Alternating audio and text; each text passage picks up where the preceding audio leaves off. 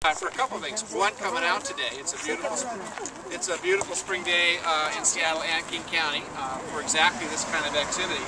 More importantly, thanks for what you're doing for our community. This is a fantastic example of what citizens coming together on really underutilized land that the public owns can do to turn things around. This sort of urban agriculture or community gardens is fantastic. It's catching on across the country. It's certainly caught on here in terms of what's happening in Seattle, but more broadly across King County, 1.8 million people here. Community gardens and the chance to have a pea patch or come together as a community and transform a plot of land like this into something very productive is going on across the county. It's very exciting. People are very concerned about the food they consume. You know, the health. They want to be healthier in terms of the food they are consuming. They want to know where it comes from. The concerns about the environment, particularly transportation of foods and what that might do relative to global warming and greenhouse gas emissions. So what you're doing here is contributing in many respects to a better quality of life. It's also better for all of us across America, across the world in terms of this activity.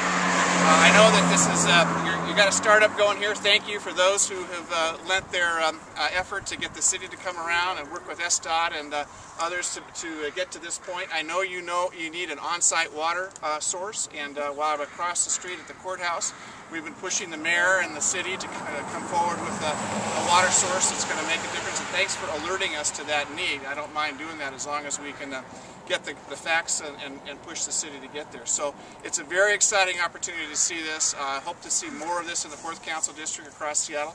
I want to point out my good friend Greg Pease back here. We go back a long ways, and we won't tell all the stories about our times together. No, just some of them. Just some of them, but they've all been good. And Greg and I have deep roots here in this community, especially in Queen Anne. So thanks for the chance to be. I want to say thanks to Darrin for his leadership and his willingness to get this word out to the public through his authorship and his book. And we are in your debt to spread the word about the value of these kind of activities and what they mean to community and community building. So thank you. Well, thank you, Larry.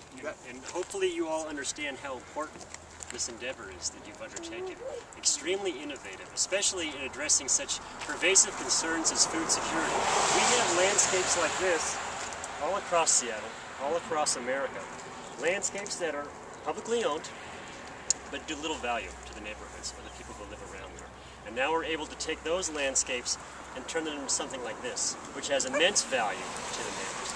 But you're also going one step beyond the initial idea of the pea patch, which is bringing people together and building community and working the land, is now by adding a community or a public plot and adding public fruit trees so that anybody in the city or the neighborhood, even if they don't have the ability to garden or even the desire to garden, has the access to fresh fruit.